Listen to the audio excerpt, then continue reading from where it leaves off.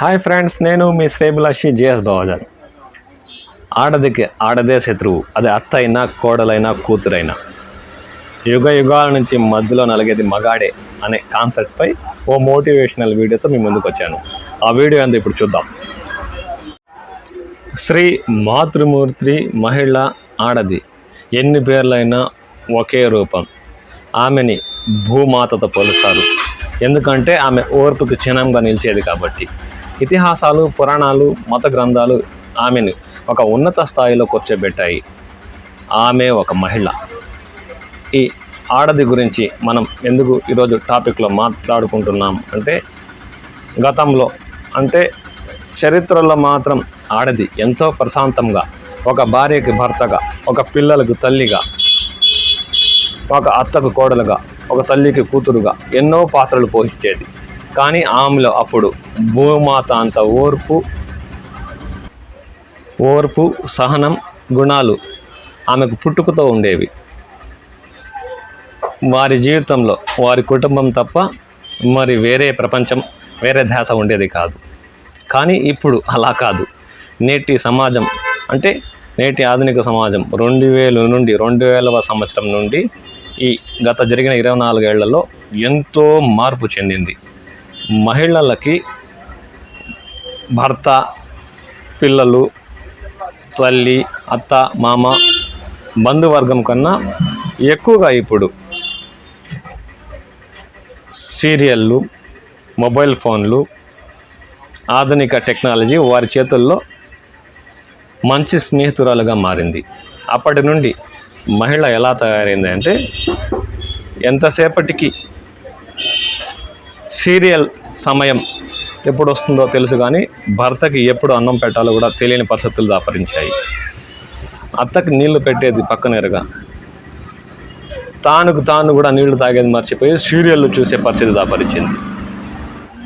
ఇలాంటి నేటి ఆధునిక సమాజంలో ఒక భర్తకి భార్యగా పెళ్లి చేసుకొని మరో ఇంటిలోకి ఒక అత్తకి కోడలిగా అడుగు పెడుతుంది అదే స్త్రీ. ముందే గతంలో ఒక అత్తకి కోడలుగా ఎన్నో కష్టాలు ఎదుర్కొన్న అదే ఆడది ఇప్పుడు వచ్చే కోడలపై రుద్దడానికి ఇండియన్ కోచ్ రాహుల్ ద్రావిడ్ లాగా సిద్ధంగా ఉంటుంది.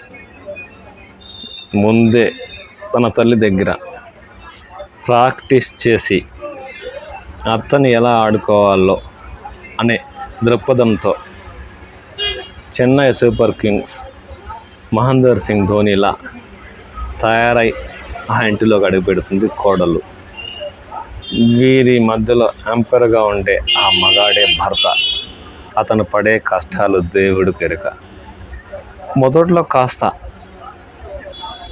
ఎంపైర్ ఏది చెప్తే అది వినేలా పెళ్ళాం కానీ తల్లి కానీ ఉంటారు. తర్వాత రాను ఎంపైర్కి ఆట ఆడుకుంటారు. ఆ భర్త పరిస్థితి దేవుడికే ఎరగాలి. ఎందుకంటే ఒకరి మీద ఒకరు చేసుకునే చూపుల దాడి కానీ, మాటల దాడి కానీ ఈ భర్త తట్టుకోలేడు.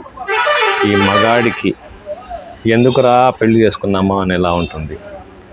అయినా పెళ్ళాన్ని వదులుకోలేడు.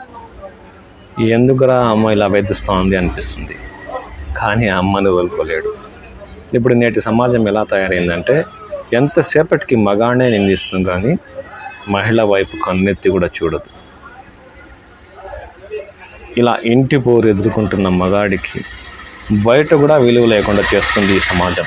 అది ఎలా అంటే, ఒక బస్సు కోసం బస్టాండ్లో ఎదురు చూస్తున్న ఒక మగాడికి ఒక షాపు ముందర నిలబడిన ఆ షాపు వ్యక్తి తదేకంగా చూస్తాడు, పక్కకు జరుగు అన్నట్లు. అదే ఒక మహిళ నిలబడిందంటే ఆమెకు కుర్చీ వేసి కూర్చొని పెట్టి ఫ్యాన్ కూడా వేస్తాడు. ఏ వయసు నుంచైనా సరే, ఏ వయసులో ఉన్న మగాడైనా సరే, ఒక ఆడది పరిగెత్తా వచ్చి ఒక ఫోన్ కాల్ చేసుకుంటానంటే ఆ ఫోన్ తుడిచి మరీ ఆమె చేతిలో పెడతాడు. అదే ఒక మగాడు ఒక ఫోన్ కాల్ చేసుకొని ఇస్తానంటే అతని వైపు ఎగాదిగా చూస్తాడు. అలాంటి సమాజం ఇది. మగాడికి మగాడే శత్రువు అయ్యాడు. ఇంకా ఆడది ఏం చేస్తుంది చెప్పండి? మా మగాడిని గౌరవించేవారు కరువైపోయారు. అది తెలుసుకోలేక ఒక మహిళ కనిపిస్తే ఆమె పట్ల చూపే ప్రేమ, ఆమె ఎవరో తెలియకపోయినా ఆమె పట్ల చూపే ప్రేమ, ఆమె పట్ల చూపే అభిమానం, ఆమె కోసం తనకు వీలైనంత వరకు చేసే సహాయం ఒక మగాడు వల్లే అవుతుంది. అదే ఒక ఆడది ఒక మగాడు కనిపిస్తే అతని పట్ల జాలి వదిలేయండి, ఎలాంటి కరుణలు కూడా చూపదు. ఎందుకంటే ఈ కాలంలో మహిళలు మగాడి కన్నా స్వార్థపరులు అయిపోయారు. మగాడు ఎంతసేపటికి ఆడదాని వెనకే పడతాడు, కానీ ఒక మగాడు వెనకపడే ఆడది ఈ కాలంలో కరువైపోయింది. ఈ ప్రపంచం అంతమయ్యేంత వరకు ఎంతసేపటికి ఒక భార్యకి భర్తగా, ఒక బిడ్డకు తండ్రిగా, ఒక తల్లికి కొడుకుగా మగాడే జీవిత ఖైదులా బాధపడుతూ శిక్షలు అనుభవించాలే కానీ ఎన్నటికీ మహిళ, ఆడది, స్త్రీ, మాతృమూర్తి సహనంతో మగాడిని దగ్గర చేసుకునేంత వరకు ఈ మగాడికి ఈ జీవితంలో సంతృప్తి, ఆనందం, ప్రశాంతత దొరకవు. మహిళలు అర్థం చేసుకుంటే మగాడి జీవితం ఎంతో ఆనందదాయకంగా మారుతుంది. నేను అనేది రాక్షసుడు లాంటి మగాళ్ళు ఈ సమాజంలో లేరు అని చెప్పను, ఉండారు. అలాంటి వారు ఎప్పుడు వారి సంతోషమే చూసుకుంటారు. కుటుంబ సభ్యులను గౌరవించరు, పట్టించుకోరు, చీదరించుకుంటూ తిరుగుతారు. కానీ అలాంటి వారికే నేటి సమాజం సలాం కొడుతూ ఉంటుంది.